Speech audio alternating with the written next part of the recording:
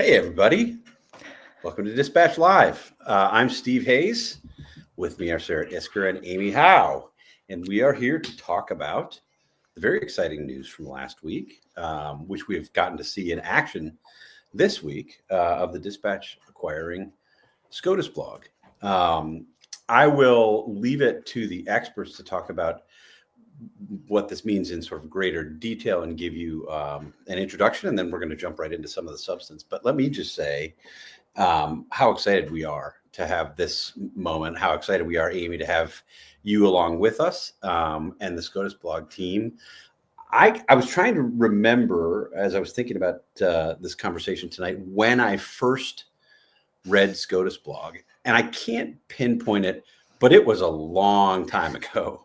For people in Washington, D.C. who do what I do, which sort of cover general news, provide analysis when needed, SCOTUSblog has been one of sort of the key places to go and get news information and analysis from the beginning, since shortly after it launched 22 years ago. Am I right on that, Amy? That is correct. Yes. Yeah.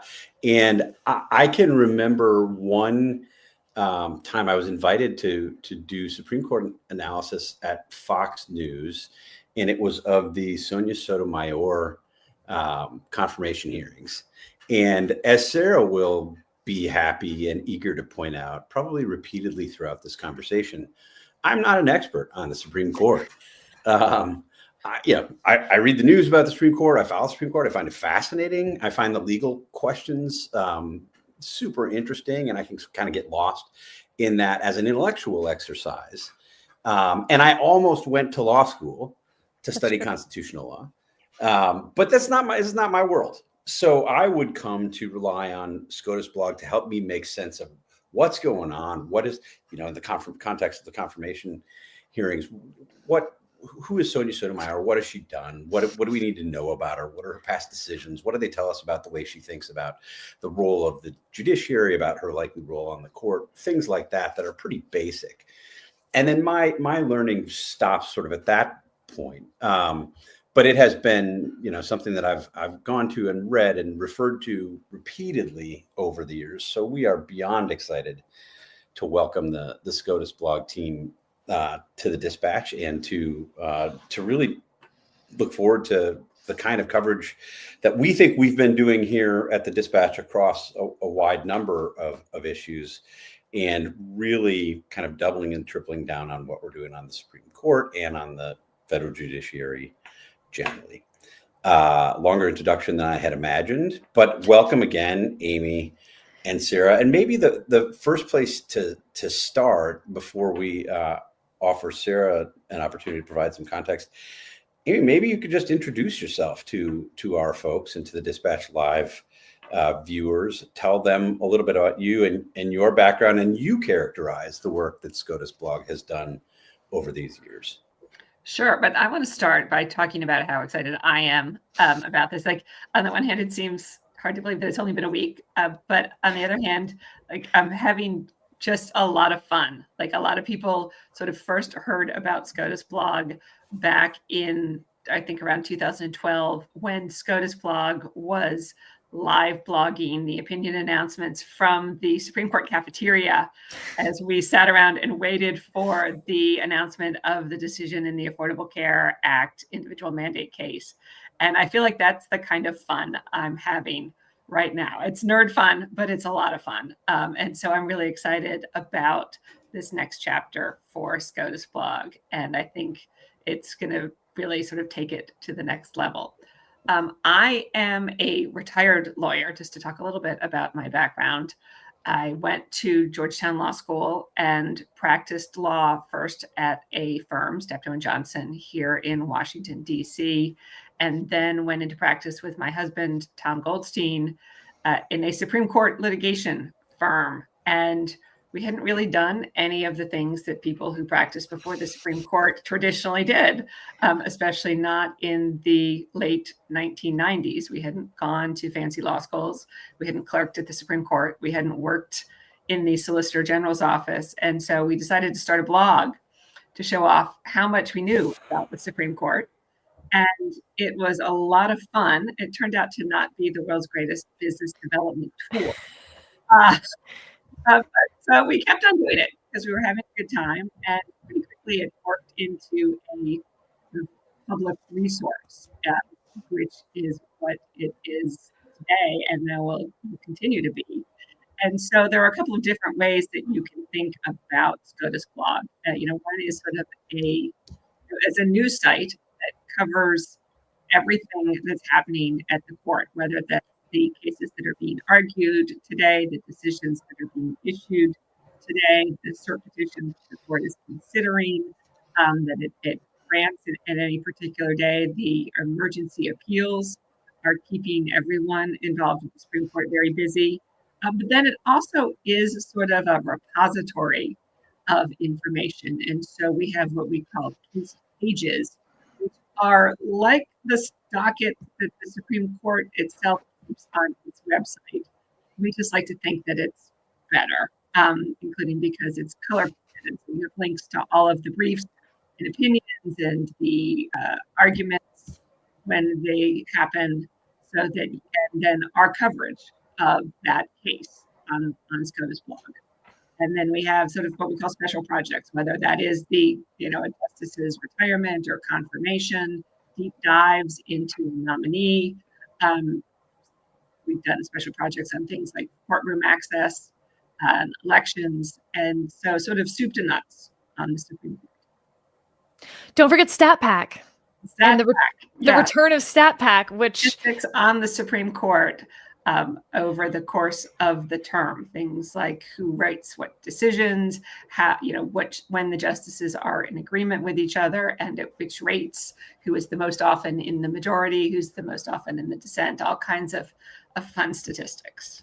Since Stat Pack went away a few years ago, I've had to do my own Stat Pack. And it's no fun doing it on your own. So I look forward to now, at least, of course, I'm going to have to do Stat Pack. Yeah.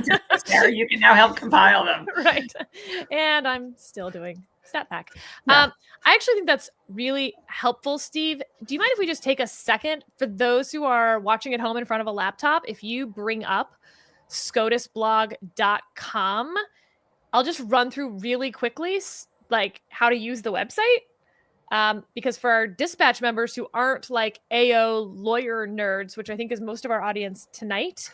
AO is advisory opinions, for those of you who don't know what that is. There's 9 justices on the Supreme Court, Steve. I don't know if you know that.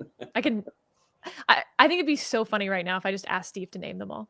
Anyone? Brutal. Over, under, if he could do it?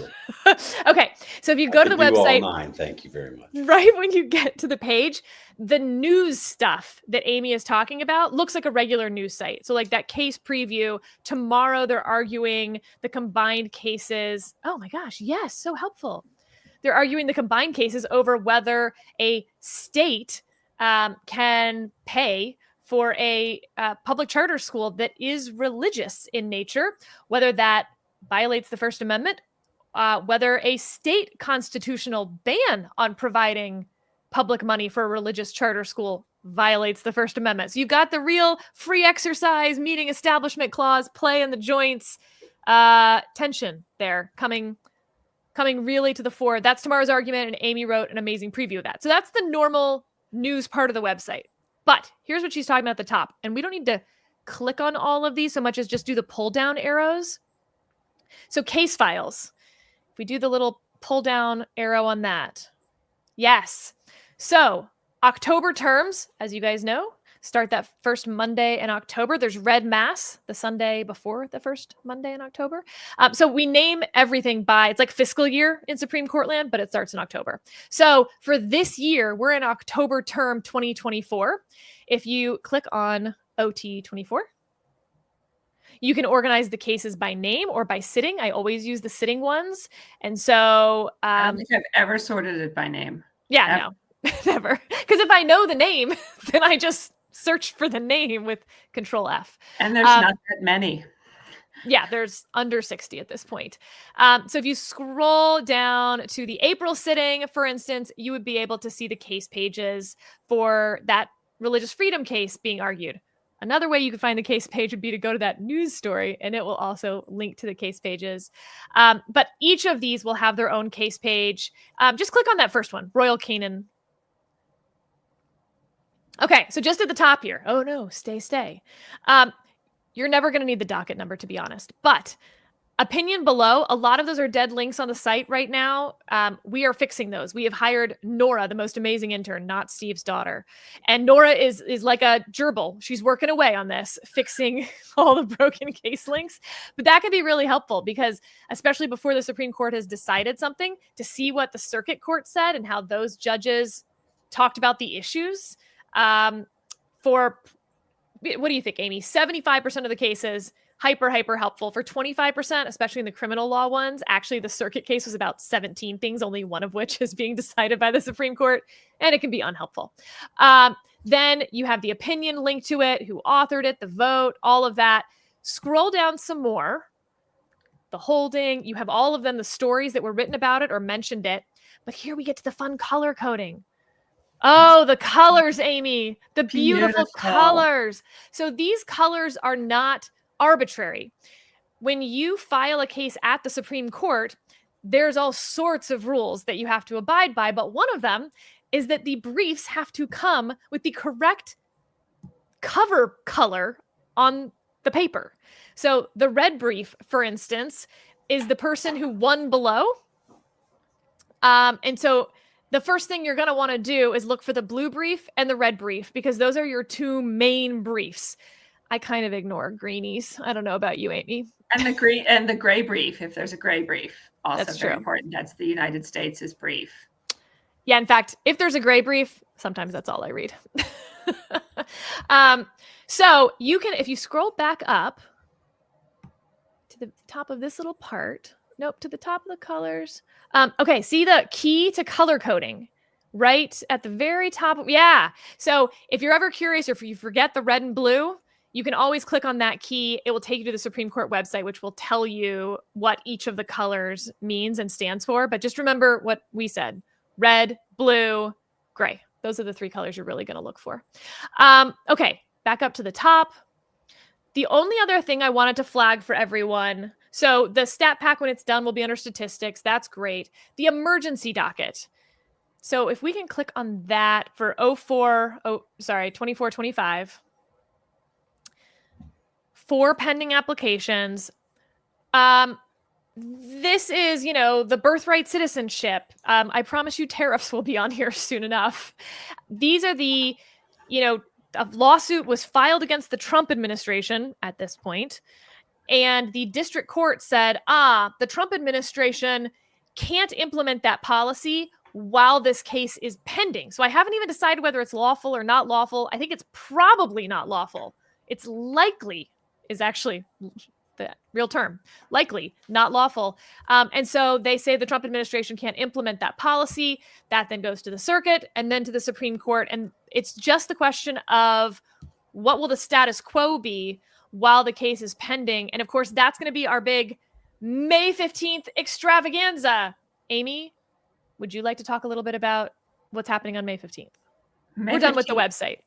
On May 15th, are we talking about the oral argument itself? Yeah. And so the Supreme Court theoretically would have been hearing its last oral argument of the term tomorrow. The justices normally fit all of their oral arguments in between the first Monday in October and the end of April. But they scheduled the birthright citizenship emergency stay application for May 15th so that they can decide it before the end of the term, because otherwise they wouldn't hear oral argument until September or till October. And so we have a lot of coverage planned for that as well. It's really unusual for them to be hearing arguments in May, as I said. But tell them what it's actually going to be about. Yes. And so everyone calls it the birthright citizenship case. But it's not. Birthright citizenship isn't really on the agenda. This is really about what's known as universal or nationwide injunctions, whether a single trial court judge can issue an order that binds the entire country. And this is something that has been controversial. Some of the justices have weighed in on the propriety of these nationwide injunctions. And, you know, the Biden administration didn't like it when there were conservatives going to district courts in Texas seeking to block the Biden administration's initiatives.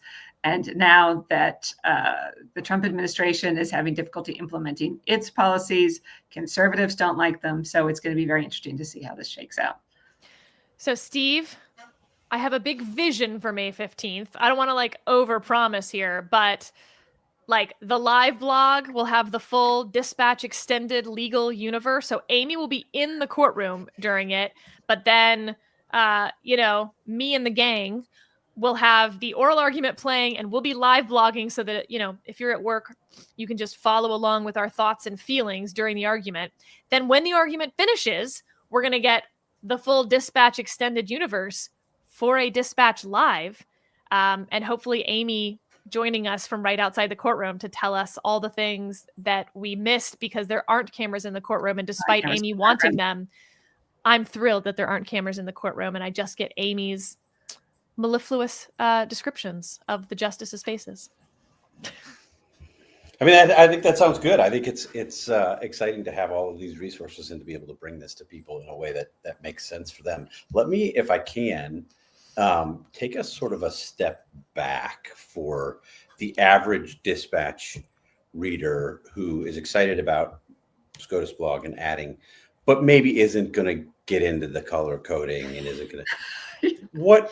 I mean, seems weird. I may or may not be describing myself. I mean, but I'm a pretty good stand-in, I think, for our readers in this sense.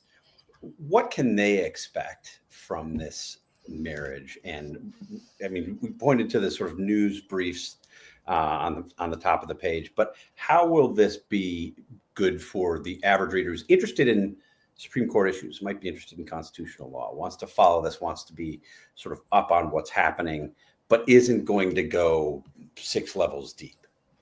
So first of all, I've been relying on Amy's reporting the whole time we've been doing AO. I try to give her credit when I'm reading from her courtroom reporting. I'll admit I've probably failed more than a few times because she has always been my go-to reporter for what actually happened in an oral argument in particular. For instance, right now I'm waiting for her to tell me what happened in the Martin case that was argued today. And this is not a joke. I haven't told Amy this. I've been like refreshing SCOTUSblog waiting for my Martin right now. What was it? I don't want to go through the whole transcript, Amy. So in that sense, we've already been getting some of that benefit. But the courts are becoming so much more important because, and I've explained this a lot, maybe y'all are sick of hearing it, as Congress has slowed and stopped doing its job, and the executive branch has felt the political pressure to step up and do more and more. I mean, we're at Trump's 100 days. It is incredible when you think about the first 100 days of a presidency and all the political capital that he has expended. And not any of it was on a single piece of legislation. In fact, not any of it that I'm aware of. And Steve, you may be able to correct me, but I think I'm right about this. So not any of it was on, obviously, a constitutional amendment. Not any of it was on congressional legislation. Not any of it has even been on rulemaking, like regulations. No notice and comment, none of that. It's all been executive orders that the president can sign that may or may not, he may not even have the power to do that, and that the next president can unsign on day one. So all this political capital for things that either he didn't have the authority to do or that are so ephemeral, they will be gone on January 21st, 2029. And I say all that because it makes the courts more and more important, because I don't think this is just a Trump phenomenon. We saw it increase Biden to Trump, Trump to Biden, Biden to Trump as well. The more presidents feel like they're not going to go to Congress, they're not even going to do notice and comment rulemaking, the more winds up in court because there's so many more ways to challenge it from the opposing policy side. Right. So, I think the way that I think about it is, while the actual EO's executive orders themselves are ephemeral and can be reversed and likely many of them temporary, so I would say the distortion of the system is here to stay and likely will grow. Other people might argue with my characterization of that as a distortion, but and the decisions you get from the Supreme Court, you might have had some, the play in the joints that I was talking about, for instance, between the free exercise clause and the establishment clause. We've had that play in the joints. I mean, we've literally had the term for what, Amy, 70 years, 50, 60 years. And there's been a play in the joints for the whole time. We're not going to have any more play in the joints because Oklahoma was like, I don't know, let's find out. So that's a lot of what Trump has done as well, that is putting the court in an interesting position where they're having to, it's like the Heisenberg uncertainty principle, that you can't both know the position and velocity of an electron. Well, for a lot of law, that's been the case as well. And now the Supreme Court's being asked to, pick the velocity or the location. Way to dumb it down, Sarah. Yeah. Yeah. Just like the Heisenberg principle. I'm sure everybody's like, yeah, totally. I got that. I'm tracking you now, Sarah. That's great. And I just want to say, like, I'm so flattered, Sarah, that you rely, but you are not actually my target audience when I write for SCOTUSblog. I'm actually thinking more like of my mother, who's a retired middle school teacher in Annapolis, Maryland, reading my articles. And so, I think part of what SCOTUSblog tries to do is to, sort of on the one hand, make the Supreme Court very accessible to the average person who is interested in the court and wants perhaps more detail than they're able to get elsewhere, because there is so much going on in the news right now. My colleagues in the press corps are wonderful, but SCOTUSblog, the Supreme Court's all we do, and so we have kind of unlimited space to cover the court, which my colleagues just don't have, because their editors tell them, like, okay, you get 750 words to cover the argument. So we're able to, on the one hand, try to make it accessible, but on the other hand, while we're writing accessibly, to go into a fair amount of detail about what's happening at the court. But you explain, I think this is the value. And again, I'm using myself as a stand-in for our readers and viewers tonight. I think you explain it in such a way that it is accessible, that your mom, the retired middle school teacher, can understand it, that I, sort of a lay reader, can get it without really dumbing it down. And in that sense, it's consistent with kind of what we've tried to do at the Dispatch in a variety of different areas. I think we provide a lot of coverage on a lot of different things, whether it's in the Morning Dispatch or other newsletters, where people can come. If you want to come and get a sense of sort of what's going on in the world, well, you can come to the Morning Dispatch. You can read the quick hits. You can go deeper on, one issue, occasionally two. We'll give you recommendations of places to go deeper still in other areas. But for somebody who's a movement conservative reader and wants to understand the history of American conservatism, well, they can go to Jonah and they will get a lot of that. And we have these different areas where people can go deeper. And this will be another one, but I don't want to scare off our non-court, the people who are looking at the colors, because it goes so deep.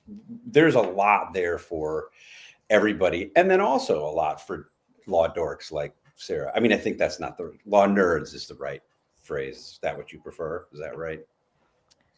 I feel like Steve would be giving me wedgies in the bathroom in junior high version of this conversation. It's not true. I was never, usually not a bully.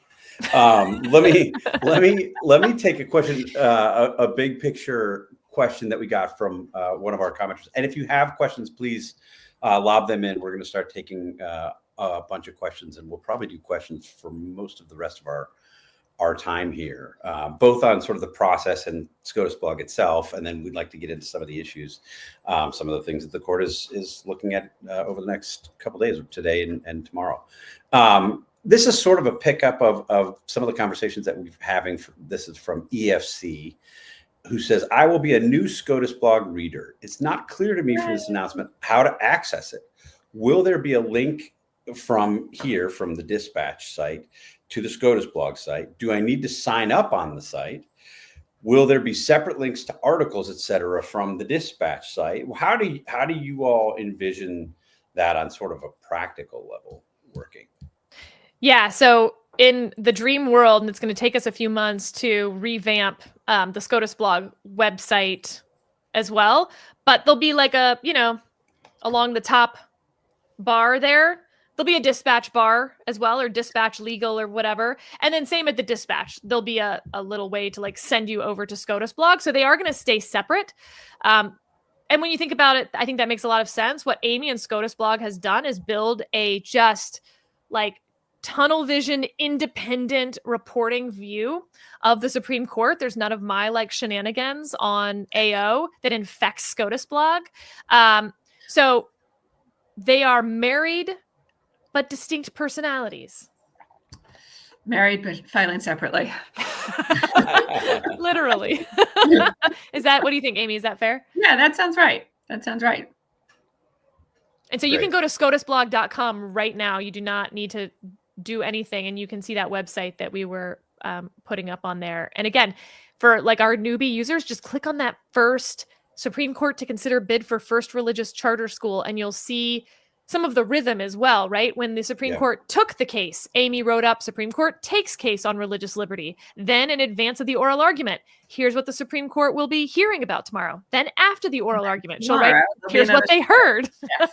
And then when they decide it, here's what they decided. And so for every important case, you'll have that rhythm from Amy of they took it, they're going to hear it, they heard it, they decided it.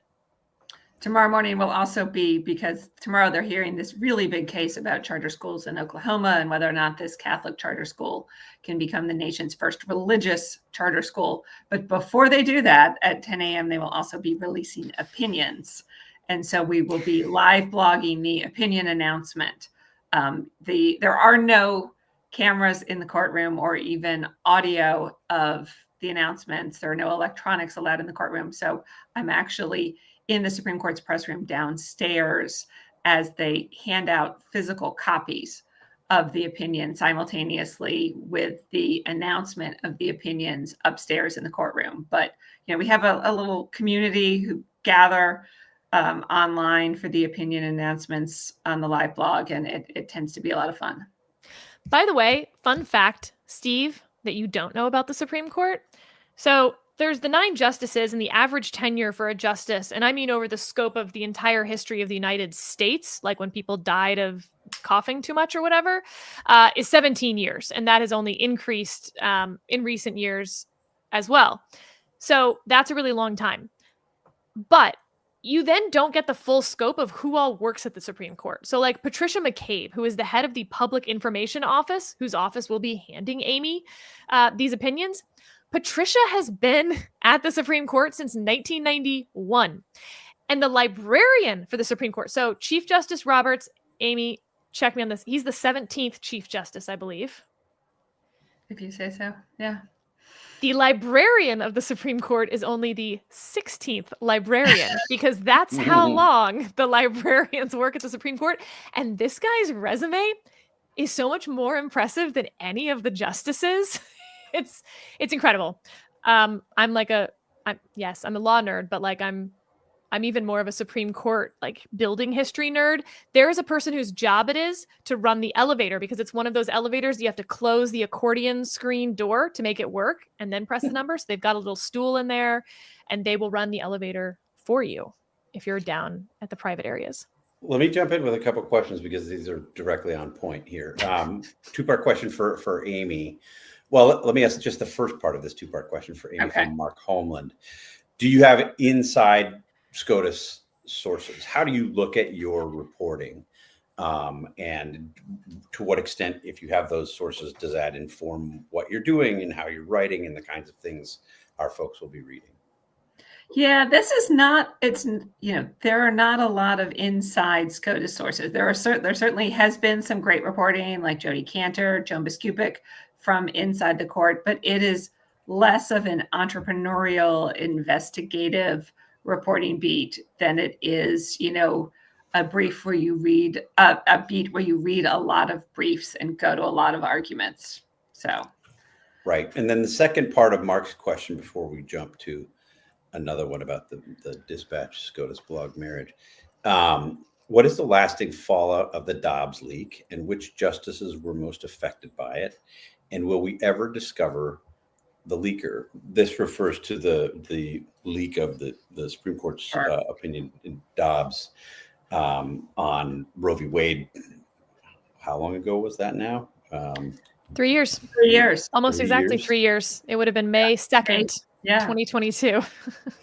What's the lasting fallout? Has it changed the way that people think about the court? Has it changed the way that those of you who report on the court approach this? I mean, I think it has changed a lot inside the building, and I don't think that we know the full extent to which it has changed it. I mean, I think that, you have the impression that there was not a lot of security, and by security, I mean not like armed guards, but your sort of process necessarily surrounding the way that they sort of circulated drafts of opinions before the Dobbs leak. And, particularly in the term after the Dobbs leak, it took them a lot longer to get their opinions out initially.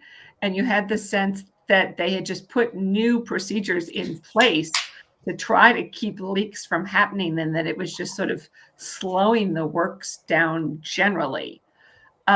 Which justices, and I think there's just sort of, more security around the building overall as a result of the leak, and then sort of the fallout from the leak, sort of the backlash against the justices. Which justices were most affected by it? I think it's hard to say. Will we ever discover the leaker? I don't think we're gonna, maybe it'll be some kind of like deep throat thing where we'll find out in like 50 years. I don't think that there's going to be any sort of investigation at this point that determines who the leaker is. I would be surprised. I mean, there was an investigation, right? But there was an investigation. There was an investigation, and maybe a year or so after the leak, they sort of released a report that said, we don't know. So I would be really surprised if, that there are any sort of official investigation results that say who the leak is. But, maybe again, as I said, some sort of like deep throat thing in 50 years. Anything you disagree with, Sarah, there, or anything you want to add? I think it wasn't just the Dobbs leak. I think it's all the things poured into one, as Amy was saying. But, shortly after the leak of the Dobbs opinion was the assassination attempt on Justice Kavanaugh. And I think you can't really separate those two because they were related to one another. They were also related temporally. I think that had a psychic effect on a lot of the justices on just how close that came. If he hadn't called the would-be assassin killer, if he hadn't called his sister, if he hadn't seen the marshals, if his sister hadn't told him to call 911 and turn himself in, we could be having a very, very different conversation right now. And I think that was sobering. I think it was also bad for the clerks, if that makes sense. Instead of bringing them all together, I think it pulled them more into their chambers. The justices really don't go out to lunch anymore. It used to be a tradition that each justice would take out each other set of clerks. And the justice would sort of be known for what restaurant they would take the clerks to and stuff like that. And they don't really go out anymore because they can't really just sit at restaurants anymore. So there's been those types of negative effects, but they're not all purely from the leak of the Dobbs opinion, if that makes sense. Yeah. Let me jump to a question from my new favorite name in this chat. It's a question from Solo Mio de Jerez. Solo Mio is a cut of meat, filet, and Jerez is a town in Spain. So I don't know the background. Jerez is famous for its sherry. So I don't know. It's just making me hungry. Just someone trolling you. Probably trying to get you to take your probably question. Right. Not the first, not the last. Yeah, they knew that would get the question. It's not hard to Very get Steve smart. to ask your question. No, it'll definitely get my attention. That's true. Smart. I assume SCOTUSblog, in contrast to the Dispatch, is not going to have an ideological bent. Amy, why don't you take that first? That is correct. We are going to maintain, and that was part of, I think, when we were talking to you all about the acquisition, and you said, we want SCOTUSblog to keep on being SCOTUSblog in the kind of work that we do and in the unbiased coverage that we have. Yep, I think that's right. Something that is also on SCOTUSblog that we didn't talk about would be, I forget the name of it, Amy, but the point counterpoint, having two people kind of discuss symposia, a case. The symposia, yeah. I think we'll still be trying to do things like that. Obviously, Advisory Opinions certainly has opinions. So I think we will have things like that. But like any newspaper that has kind of an editorial page where you'll have a little bit of every opinion over there, that will be very different than what Amy's doing. And dear God, we are not changing a thing about Amy Howe. I would seal her up in a little hermetic box so that she can never leave or inhale fresh air. That's weird. That's a weird thing to say. Yeah, I mean, when I sat down to write that preview of the Oklahoma charter school case, I didn't write it any differently over the weekend, this past weekend, than I would have 2 weeks ago. Yeah.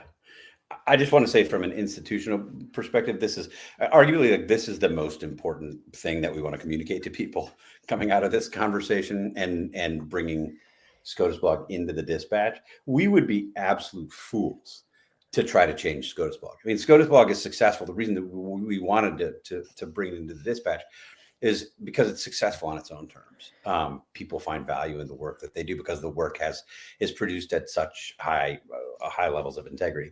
That's not to say, of course, we think that our opinion and analysis and commentary work does the same thing. It's all fact-based. It's all fact-checked.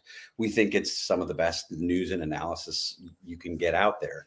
But with SCOTUSblog, it is meant to be as straight as you can possibly be, getting as close to objectivity as you really can. And we are not going to mess with that. We would be, as I say, we would be absolute idiots to try. Have a question here from Jay Eric about David Latt. That's probably not a name that's familiar to many of our readers and viewers. If you are an AO listener, you definitely know who David Latt is. Can you introduce David Latt to the broader universe of Dispatch folks and tell us who he is and what he's likely to be doing? I can't wait. So David Latt, so probably I don't know, Amy, if you would agree with this, but I think the three most famous reporters who all do very different things in legal world. Okay, I'll make it four.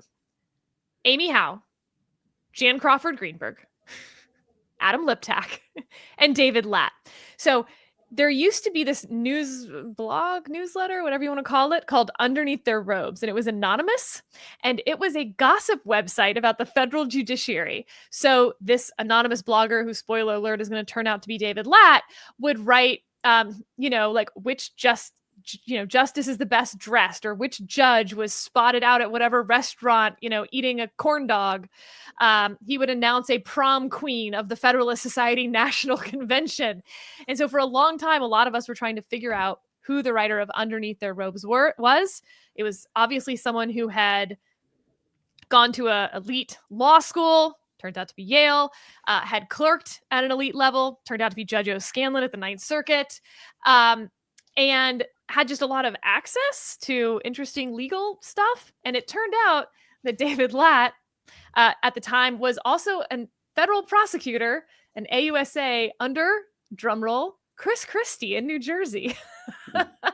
So when he outed himself, actually, U.S. Attorney Christie at that point was pretty understanding of the whole thing, but pretty quickly David realized that he wanted to go off from law world and start his journalism. He started the website Above the Law, which was basically the outed version of Underneath Their Robes in a lot of ways. He sold that website. It now continues off in the world. And then he started his current newsletter, Original Jurisdiction, which is the other news source that I most rely on. So basically all we've done this week is like create Sarah's universe of the things she relies on most and force them to be my friends through money, which I'm fine with. My parents used to do that for me too. No. So David, so many things I could say in response to that. Buying friends for Sarah. David will be our partner. He'll continue Original Jurisdiction. It will still be his own newsletter, but you're going to be seeing a lot of cross-pollination, and David will be part of our Dispatch extended legal universe deluge. We're looking for better names. Excellent. Let me get to a couple other questions. Again, if you have a few more questions, we'll go for about 20 more minutes. If you have other questions, feel free to drop them in. Take this question from Kaylee. I thought it was interesting to see that SCOTUS heard an FBI qualified immunity case today with the news about the small family in Oklahoma getting wrongly hit by ICE. Are they related? Are they related enough? Oh, I think I was so busy getting ready for the FBI case today that I haven't read about the small family in Oklahoma. What's the nature? Yeah. How would you describe the FBI case? The FBI case, it's, the facts are really compelling. It's a case called Martin versus United States, and it's about a family in suburban Atlanta who were the victims of what is called a wrong house raid. The FBI SWAT team had a warrant to go to a particular house because they were as part of an investigation into gang activity. And the special agent who was leading the team shows up, doesn't sort of confirm the address. They go in and it is the wrong house on the wrong street. But it's a really complicated question involving claims under something called the Federal Tort Claims Act, which allows lawsuits against federal employees when they are acting within the scope of their duties. And there are exceptions that pull things out of the Federal Tort Claims Act. And then there are exceptions to the exceptions. And I think it's the end of April, and I think the justices were likely to sort of send the case back to the lower courts on relatively narrow grounds. Like the justices, a couple justices didn't ask that many questions. The justices who did speak up were pretty clearly thought that, come on, FBI, what do you mean? Like, you just sort of show up at the wrong house and There was this great. I mean, Justice Gorsuch has been really cranky this week for some reason. Don't know why, but he read the riot act to Lisa Blatt yesterday, who was the advocate. And then today he has this back and forth with the government's lawyer where he's like, so you're saying it is the policy of the US government to sometimes knock down the door of the wrong house? Really? And the guy's like, well, no, but it's going to happen. And he's like, how about checking the number of the house? And he's like, well, actually, it could be really dangerous to check the number because with that amount of time, someone could be shooting from the house. And then Gorsuch goes, how about the street? Can you check the street sign before you turn on it? And the lawyer is like, well, I mean, I guess maybe you could check the street sign. It was bad. Yeah. How much can I ask? Let me ask again, sort of a stand-in question for our readers and viewers. How much can you tell about the way a case is likely to be decided by listening to those questions? I had always been told, on the rare occasion where I had to do this and where I was providing commentary or analysis on court cases, hey, be careful. A lot of times they're going to be asking questions as a devil's advocate, or they're going to steel manning arguments. Don't jump to conclusions. But, some of what you do and have done over the years is to interpret what you're hearing and saying, this feels like this is kind of headed in this direction. How much should people read into the way that the justices ask their questions? Amy, by the way, is the perfect person to ask this to because it has changed since oral argument has changed. So you actually get Amy to tell you the before and the after. Yes. And so when I started doing this, oral arguments, an oral argument like today, it would be, and actually today wasn't a great example, but, oral arguments were an hour. And I mean, the Noel Francisco one was a good example. That was like 2 hours of my life yeah, I'll never get back. One last week that was supposed to be an hour and was 2.5 hours. Yeah. But, during COVID, the justices started doing these telephone arguments. And when they came back to the courtroom after COVID, they realized that they liked having Justice Thomas ask questions. So they went with this hybrid program in which they have this sort of free-for-all section of the argument that's the same way that it had always been. But then they also have a time when they go through the justices from the Chief Justice all the way to Justice Jackson in order of seniority, and everybody has the opportunity to ask a question. So if it's a high-profile case, or like everyone will ask a question, and you can be there all morning, it feels like. And so, I think the answer really is it depends. Like there are some cases where you come out and you're like, I'm not really sure what they're going to do. There are some cases where you come out and it's pretty clear what they're going to do. And sometimes, like today, some of the sort of really technical cases, the justices will actually come pretty close to telegraphing what they're going to do. A couple of the justices would sort of say to the lawyers, if we do this, sort of what is your reaction?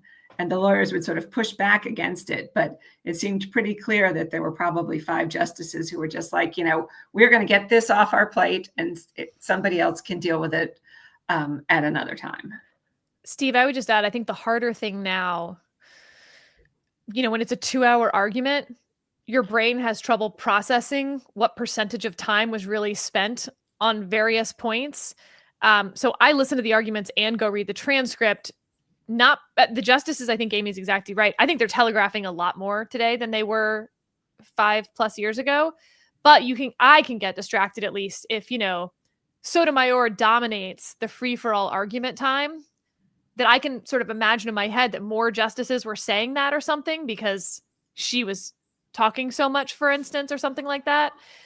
So it's always, a pro always is going to break down all 9.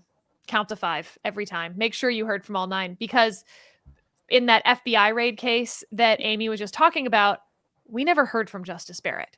So There's one whole vote that we know nothing about. And you don't even notice that necessarily unless you go back through and are like, wait, did Justice Barrett ask something? And then you look at the transcript and you're like, oh, when the Chief Justice called on her both times, she waved off.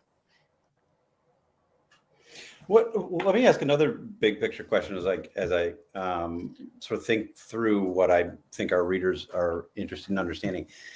A lot of the sort of mainstream media reporting on the court, and particularly the commentary defending the court, the commentary criticizing the court, talks about the court and the justices as if they're political players in the same way that the Senate is, for instance. And they'll talk about the breakdown, Republicans versus Democrats, liberals versus conservatives. Sarah's spent a fair amount of time both in written stuff for the Dispatch and also in discussions on AO, telling us that that's not the right way to think about it.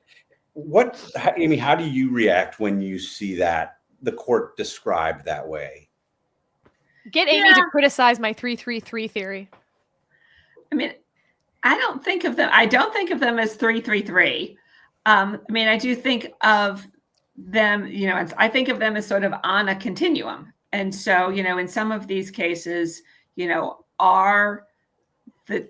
Justice Barrett more amenable to move to the other side, as we've seen, like in some of these cases in which she's been in dissent with the other female justices? Yes.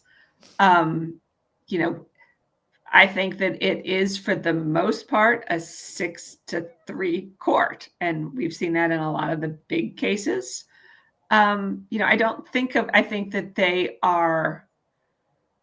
of them as partisan. I think that they are political, but not partisan. I think that they are cognizant of what's going on in the political world. They're, obviously not just sort of up in an ivory tower, but they're not always partisan. I love when Amy and I disagree. Amy and I, this is going to be like a really fun part of this, I think. I think Amy and I I mean, Amy has basically 2 decades covering the court on me, so far be it from me to put myself on par there. But, we just had this great conversation about cameras in the courtroom and transparency for the court on advisory opinions. And this is another good example. And I look forward to so many of them because she's smart and thoughtful and not some knee-jerk partisan about the court's partisanship or ideological bent. And it's what makes her a great reporter of the court. But it also makes her really fun to talk to and push her on her thoughts and opinions of the court as well. Is it the case that, I think some people think in cases involving the Trump administration, which I think we're likely to see, pretty consequential stuff over the next 4 years, that any of the justices start from the position, hey, I'm sort of for Donald Trump and sympathetic to Donald Trump and what he's trying to do, and reason backwards from that, and the way that we see most political actors, many political actors, even people who surprise me doing that. Is that, do the justices do that? Is that the wrong way to understand how they operate?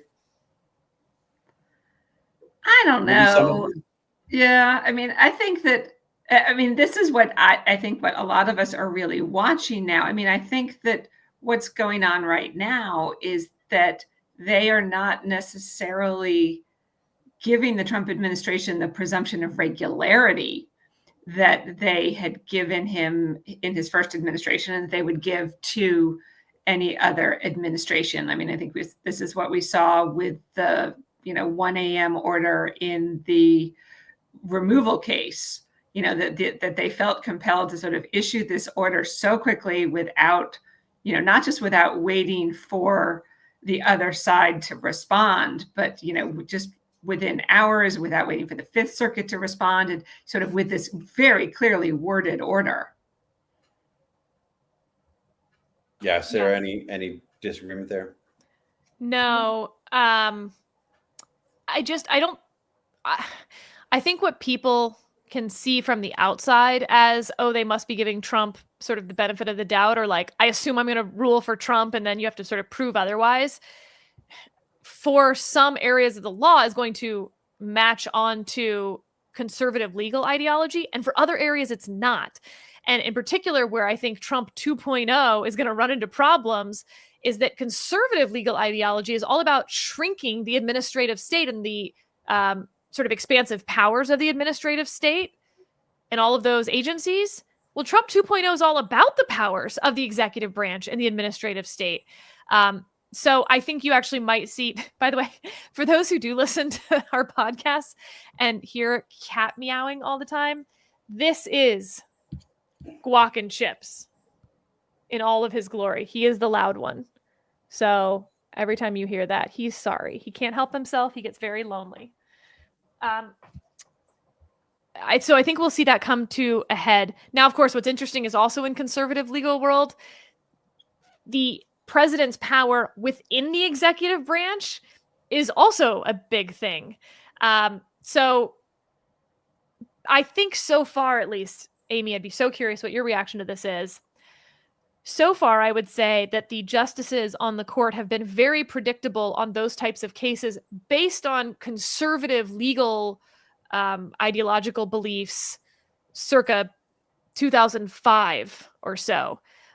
And that's what makes, if you wanted to predict their outcomes, you would look at like, well, what did the 2005 conservative legal world think?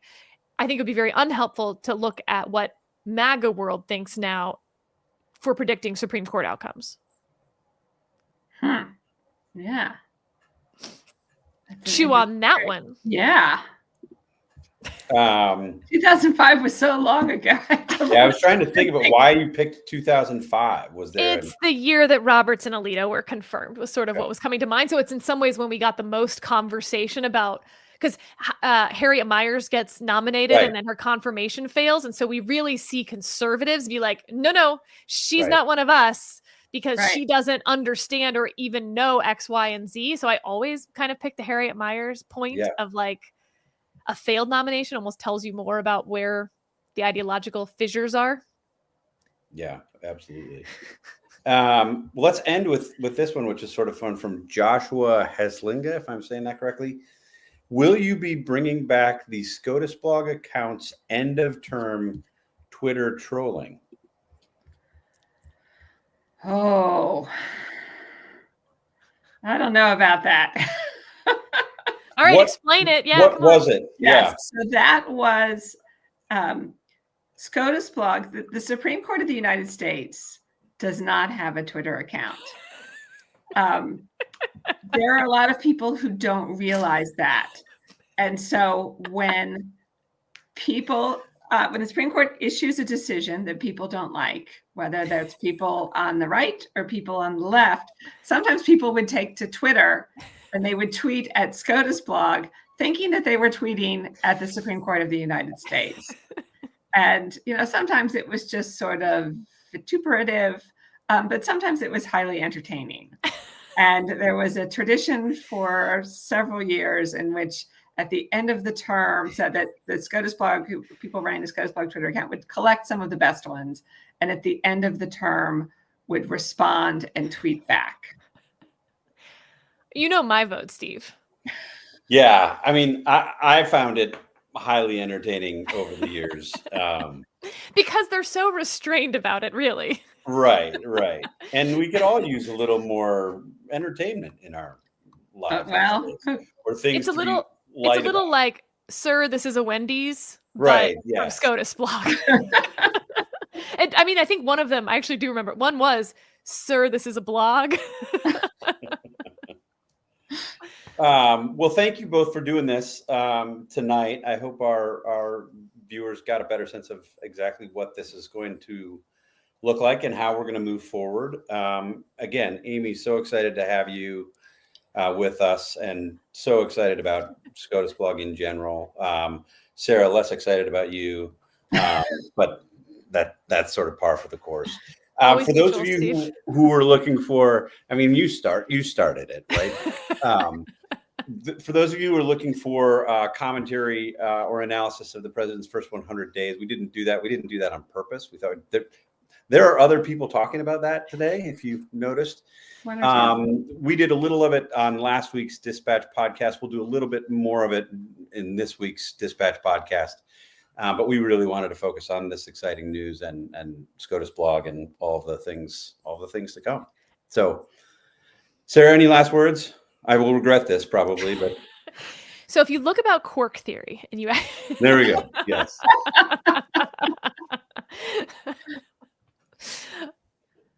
Thank you all. Have a good night.